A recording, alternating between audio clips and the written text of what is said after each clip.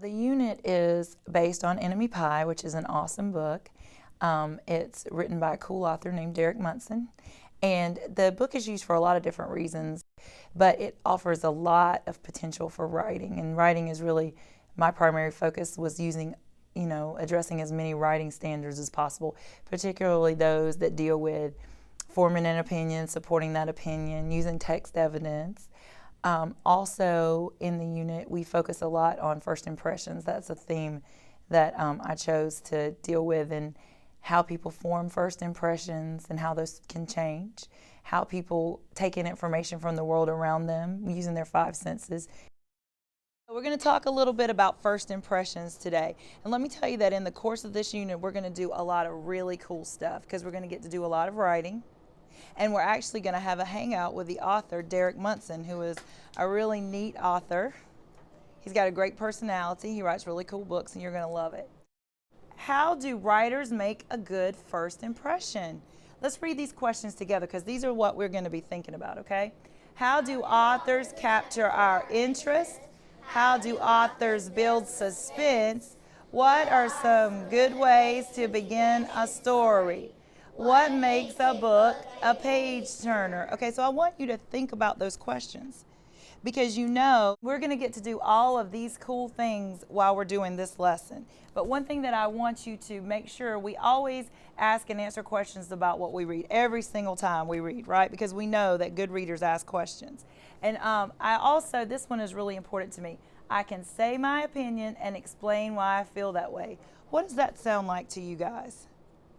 What do we always say? Yeah, but what do you do? What do you call it when you give me reasons why? Justifying. And what is that called? Text evidence, supports, right? Okay, yes, hook it up. That's right. So I want to make sure that you're paying attention. Now, let's take a look at the cover of this book, Enemy Pie. Right away, you're going to notice some things. What are you going to notice right away about this book that's going to catch your attention? Amaya, what about it? It does. It has a really gross picture on the front. Does that look like a pie you want to eat? No. Do you want to eat a pie with worms in it? No. Are you curious about it? Do you think maybe somebody in the story might have to eat that pie? Yeah. Yeah. All right, well, let's take a look at it. What about this title? What do you think about this title, Mia? It's unusual because it's not named as usual. That's right. It's not, is it? Tell me about your favorite pies. What are your favorite pies? Key lime, cherries, blueberries, right? You don't have a pie. Nobody's ever eaten enemy pie, right? No, of course not. So is this a usual title? No. So some usual names for pies would be like pumpkin pie or apple pie, blueberry pie, key lime pie, but this doesn't have that usual title, does it? No. It's a very unusual title, okay? So I want us to practice. You know how I like for you to answer your questions in complete sentences, right? So I want you to complete that sentence in your head, but I want you to say it from start to finish, complete sentence. And I want you to turn and talk to someone next to you and say that sentence, but fill in the blank. Can you do that? All right, let's hear it. Let's do shape partners. Shape partners. I have a rug, and it is divided into squares, but there's also color stripes, and then there's also shapes horizontally. Horizontally is colors, and vertically is shapes. And I use them to group them in different ways. The shapes are based on ability grouping, so I try to match kids up with similar strengths and weaknesses. And the colors, they match their tables. So at each table there will be a range of ability levels. So they're automatically grouped so that when we have class discussions, we make sure that we have, people with different strengths and weaknesses at the table so that they're able to talk. All right. All right. All right, who wants to tell me their sentence, start to finish? Somebody who has not had a turn. Zach, let's hear it. Enemy pie is an unusual title because usual pies are named like key lime and apple and blueberry pie. Right. And is enemy's not like a fruit or a vegetable, is it? No, of course not. Speaking in complete sentences is an excellent skill for a lot of reasons. It helps them to be good public speakers. That's important. And also, though, until they can speak in those sentences, it's going to be very difficult for them to write in complete sentences. Formulating your thoughts in that way, you have to organize yourself. You have to figure out what you really want to say, how you're going to go about saying it. Today, I want you to think about this essential question. Read it out loud with me, okay? How do people form impressions about the world around them? Now, we have been talking about first impressions, but today we're going to talk about how people form impressions when they see something new, a new person, a new food, when you go to a new school. How do you get information about the world around you? So I want you to think about these things. I'm going to show you some pictures, okay?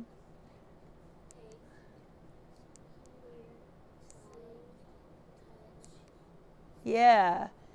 How many of you already knew all about your five senses? Your five senses. Your five senses are very important. That's how you get information about the world around you, and that's how you make impressions. So we just talked about what our five senses are. And you know that we always use our good friend Mr. Potato Head, right? Because he is going to help us to think about all of our five senses, like what you see, what you smell, what you taste, what you touch, and what you hear, right? You know, Mr. Potato Head is a really good helper when we're doing writing, right? Because when we need to put sensory language in, if you can't remember how to do that, sometimes you can think about like, well, what am I going to see? What am I going to hear? What am I going to touch? What am I going to taste? Those things help your readers to visualize and to connect to your writing, and it makes your writing more powerful. So it works both ways. You know that sensory language is so important because that's how we make connections. And I know something that all of you can make a connection with. Who in here likes pizza? Yep, I knew that you would. So how about this? I want you to listen to a Pizza Hut commercial. I just want you to listen to it. I'm not going to show you the commercial, but I want you to practice visualizing. Are you ready? Are you ready? I want you to listen, okay? Listen.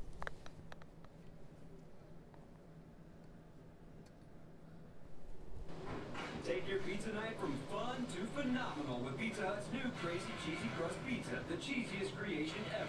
This champion of cheese has a one-of-a-kind crust that could only come from Pizza Hut. 16 pockets of bliss filled with a blend of 5 amazing Italian cheeses. Go a little crazy on pizza night for just $12.99.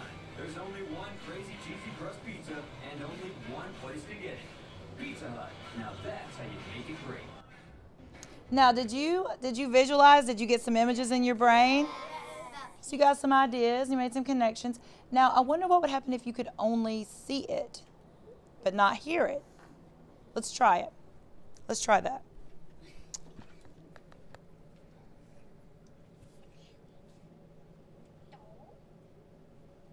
And we're just going to watch it with no sound. Ready?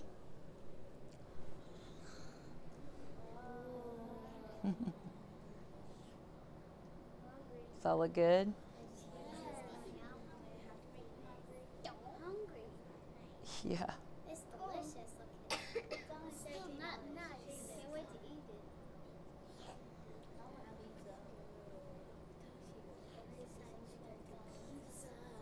Now, which one was better? Hearing it or seeing it? Which one made you hungry? You think seeing it was better? Yeah. Well, I wonder what would happen if you could see it and hear it. Let's try that. Let's just try it. I want to see. Let's try it. Take your pizza night from fun to phenomenal with Pizza Hut's new Crazy Cheesy Crust Pizza, the cheesiest creation ever. This champion of cheese has a one-of-a-kind crust that could only come from Pizza Hut. 16 pockets of bliss filled with a blend of 5 amazing Italian cheeses. Go a little crazy on pizza night for just $12.99. There's only one Crazy Cheesy Crust Pizza and only one place to get it. Pizza Hut. Now that's how you make it great. So I want to know I want to know which one made you hungrier. Raise your hand if it was only when you could hear it. How about when you could see it? And of course, if you can hear it and see it, you know it's more powerful, right? You got to think about why it's more powerful, okay? Because the more senses that you can engage, the stronger, the more the connections people are going to make with it. Which one of those 5 senses do you think is the most important? Lily? Sight, because you don't have to visualize as much in your mind. Right, because they're showing you the picture and they're helping you out with that, right? Of course they're helping you out because they want you to buy a lot of pizza. We started by using a Pizza Hut commercial that we could only hear, which was effective to a certain degree.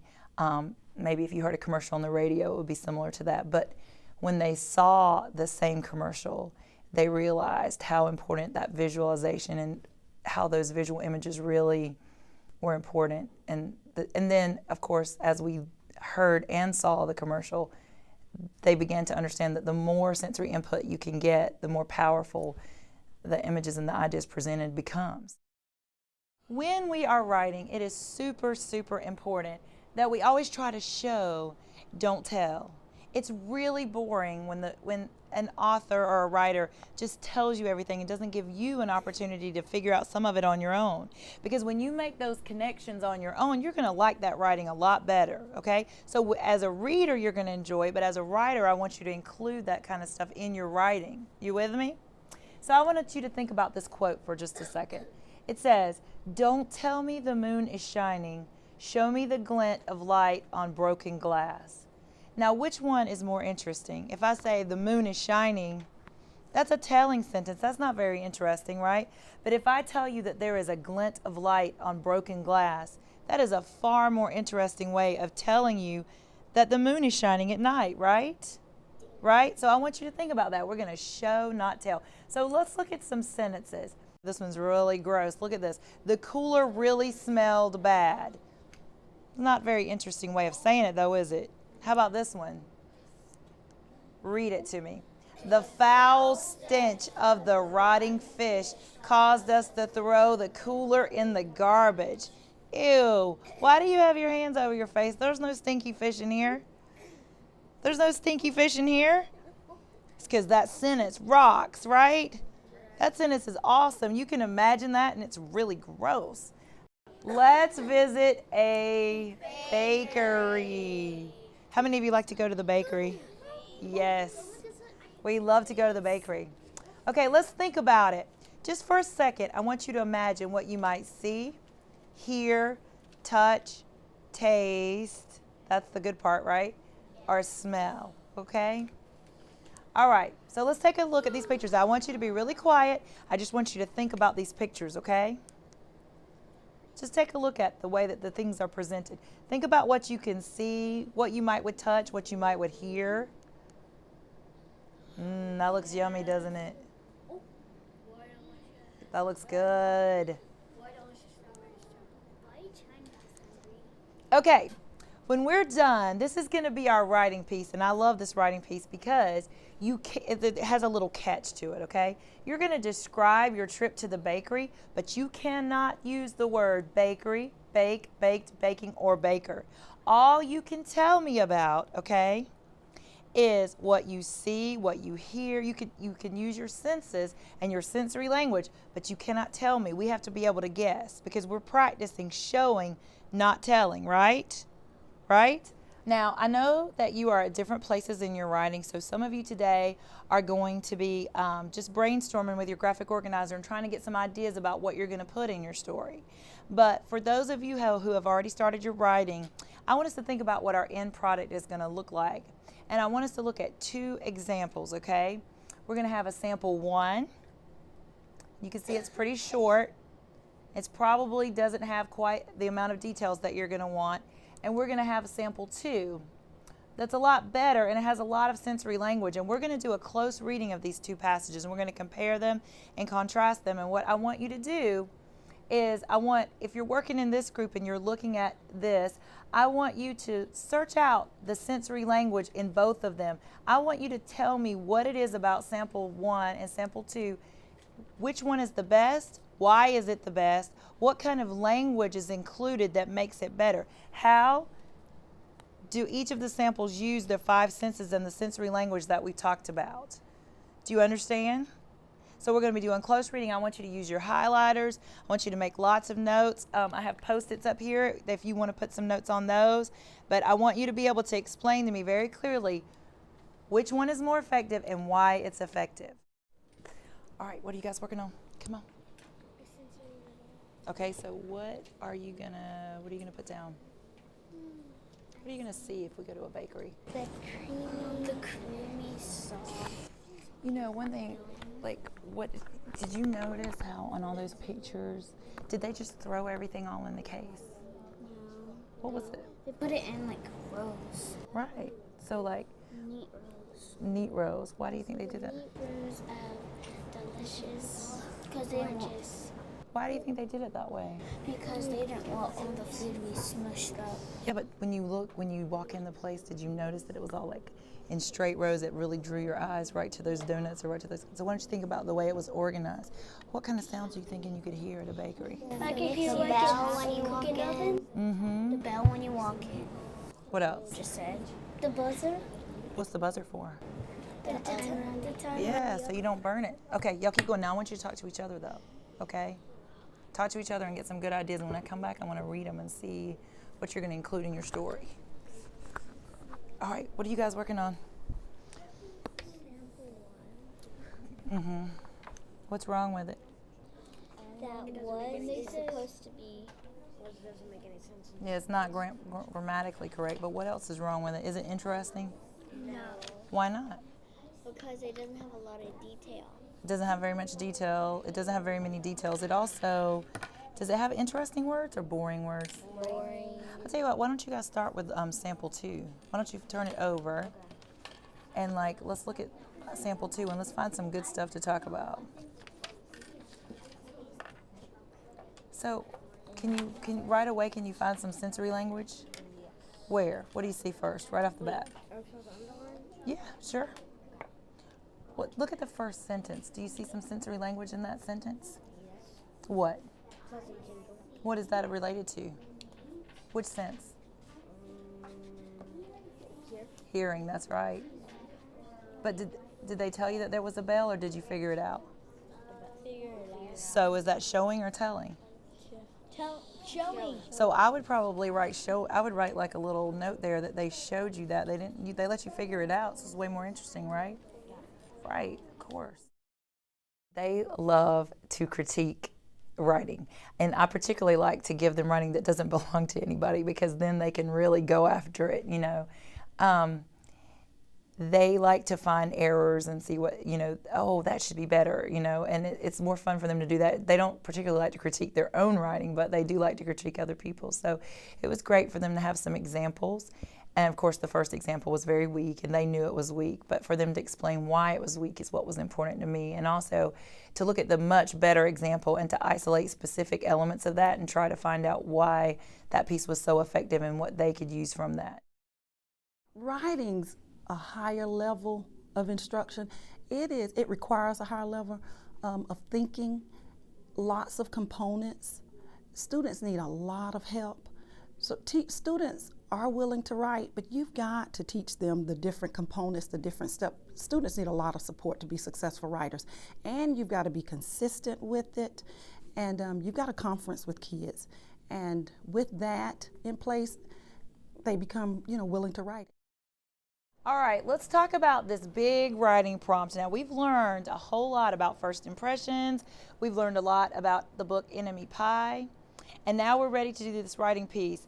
I want to make sure that we understand what a constructed response is all about and we remember the steps. So let's just begin by reading this again. Are you ready?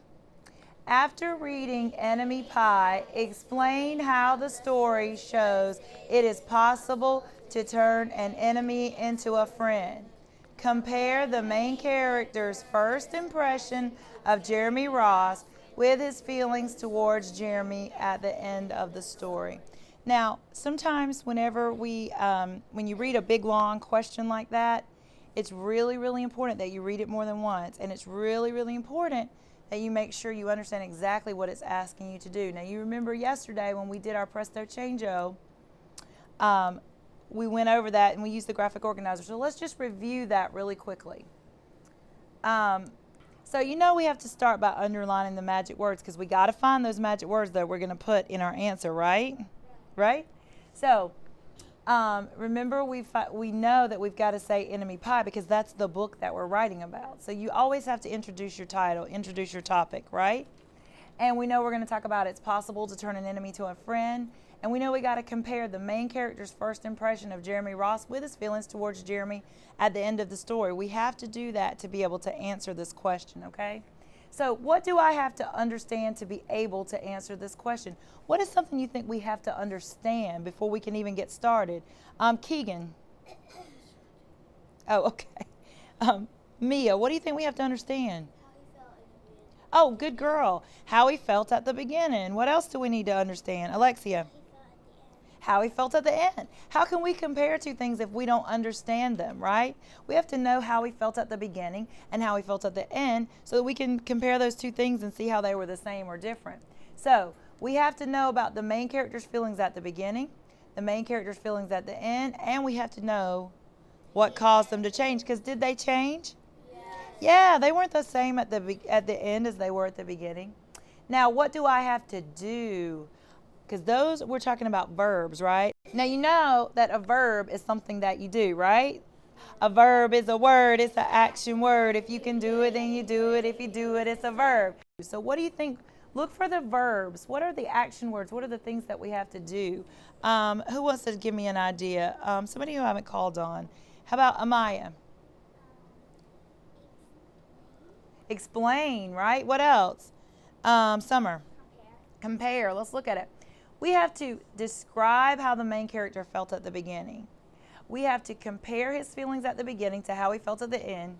And we have to explain what happened to make him change his mind. Okay? Are you guys ready to presto changeo this prompt into a sentence? And we're going to use the words, right? So, presto changeo. Let's read our topic sentence that we picked out yesterday. Let's read it. The book Enemy Pie shows us that it is possible to turn an enemy into a friend, and you can't always trust a first impression. Now, is that going to be an easy topic sentence for us to support? Are we going to be able to find lots of text evidence to include with that sentence? Sure, because we know that we thought about the question, we understood the question, we found the magic words, and we really know clearly what we have to do to answer this prompt. The kids need something to sort of, we call it like Velcro. They need something to stick their knowledge to. So if you can teach them something catchy that they can remember, whether it's a song, a poem, or an anchor chart, or a poster, or something fun to do. Presto Changeo came about because I had this giant magic wand, like from the dollar store that we used when we first did it, but we would say Presto Changeo like we were changing it magically.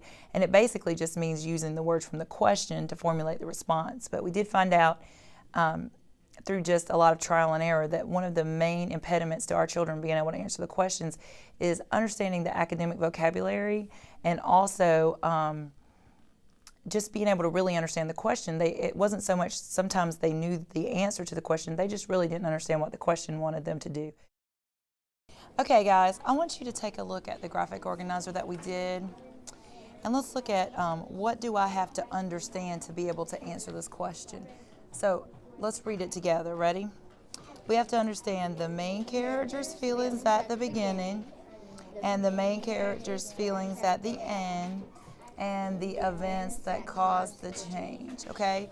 So on your organizer here, and get this one, you're going to see that you have the beginning and you have the end, right? So we're going to do a little bit of close reading because I know you already know this story, but we're going to read it. We're going to be looking specifically for some evidence to show how the character felt at the beginning, okay? So I'm going to read aloud to you. Are you ready? It should have been a perfect summer. My dad helped me build a treehouse in our backyard. My sister was at camp for 3 whole weeks, and I was on the best baseball team in town. It should have been a perfect summer, but it wasn't. So we're looking at how he felt at the beginning, but specifically about Jeremy Ross, okay? Oh, look at this sentence. It was all good until Jeremy Ross moved into the neighborhood right next door to my best friend Stanley. I did not like Jeremy Ross. Well, it can't be any more plain than that, right? Why don't we write a quote that he said, I did not like Jeremy Ross, because that is some evidence that lets us know exactly how he felt about him, right? It does. He says it point blank. I did not like him. What do we do when we're making a direct quote? What do we put around it? What? Quotation marks. Quotation marks, because we know that that's something that he said. I did not like Jeremy Ross. He laughed at me when he struck me out in a baseball game.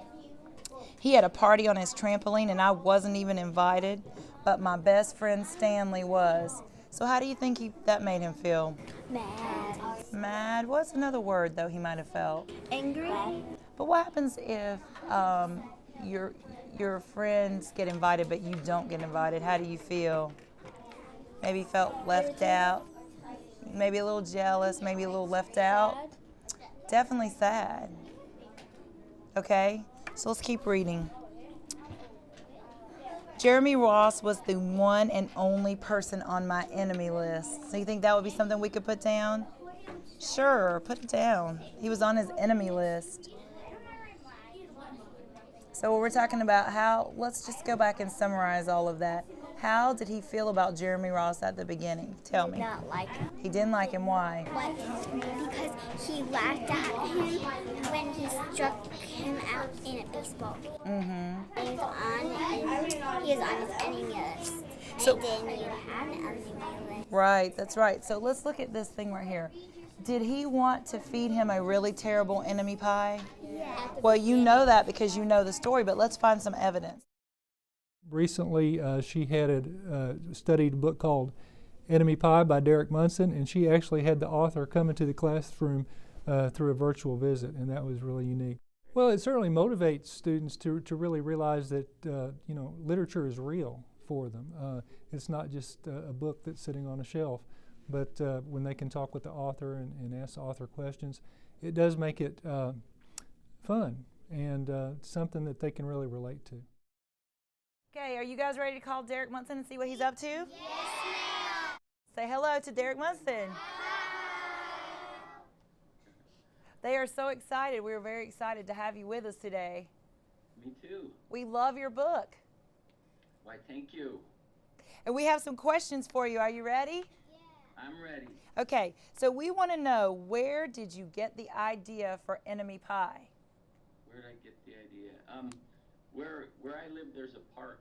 It's called Gasworks Park, and they used to make gasoline there in the 1960s. And then in the late 1960s, they shut it down because the ground was toxic and poisonous. And so in the 70s, they opened it up as a park.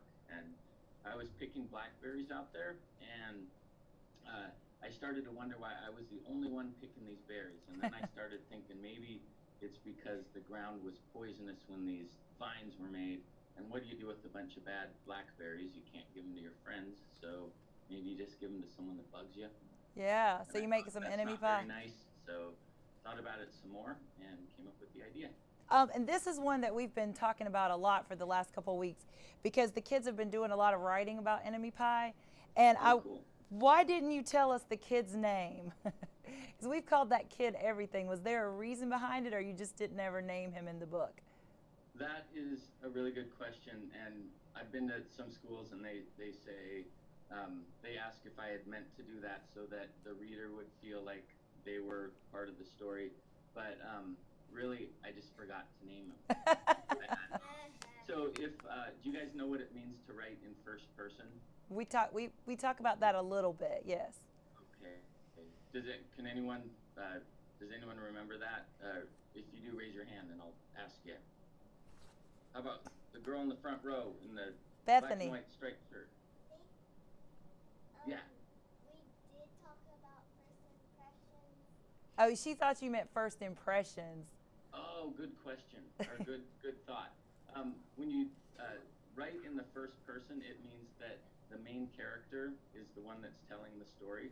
And so When we because talk, it was written in the first person, it was really hard to find a way to get his name into the story, except when, like, maybe the dad would say it, but it like when I write, I like my sentences just to kind of flow along, and it was really hard to get the story to the sentences to flow, put in his name.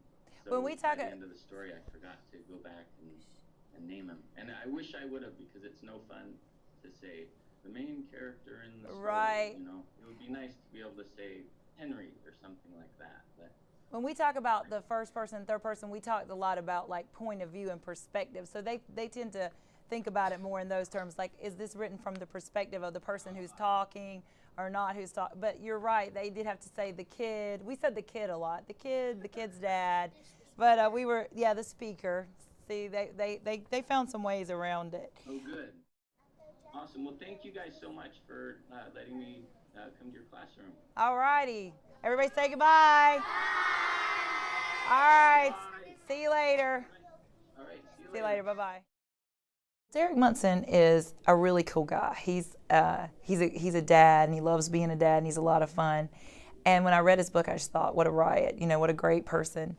And so I contacted him and asked him if he would be willing to do a Google Hangout, and he agreed to do it. But there are other authors. I mean, it just depends. It depends on how willing, teachers are to go out and look for sources. You have some people, authors who will come to schools and do visits. That's always available. There's a lot of times you can take advantage of local authors. We've had a lot of local authors come to the school. But now we have technology, and it's great. Derek Munson is in Washington, and we're way down here in Georgia, and we had a great visit with him today and got to know about some things that we wouldn't have learned about otherwise. So throughout this whole unit, we've been talking about first impressions, how we make them, and how they can sometimes change. So do you think that this story, Enemy Pie, do you think that it shows that a first impression can change? Harmony. Well, I think a first impression can change because in the story Enemy Pie, Jeremy was mean to the kid, and the kid thought, I'm not going to be his friend because he's mean to me. So in the middle of the story, the kid's dad said, there's one part of Enemy Pie that I can't do, you have to do. And he said you have to hang out with your enemy, and worst of all, you have to be nice. So the kid thought it was going to be a horrible thing spending time with Jeremy. But then when the kid played with Jeremy, his first impression changed to Jeremy is a good friend, he's not an enemy anymore. So that proves that the first impressions can change, and you can't always trust your first impression. That was an awesome A+ answer. Getting kids excited about things is the best part. It's my favorite thing to do. Well, all kids have a lot of stuff to say. You just have to give them something that they want to talk about. So, that's the fun part of my job. Looking for something like Enemy Pie is a great book. When you start asking them to write a recipe for a pie they would give to an enemy, oh yeah, they want to do that. I mean, that's exciting. It's fun. It's gross. It's disgusting. It's right up a third grader's alley. But that doesn't mean that just because something is informational that the kids won't want to write about it. It all is in the presentation, just like with anything else. You just have to decide what your target is and what your goal is, and try to think about a fun and interesting way to present that to them.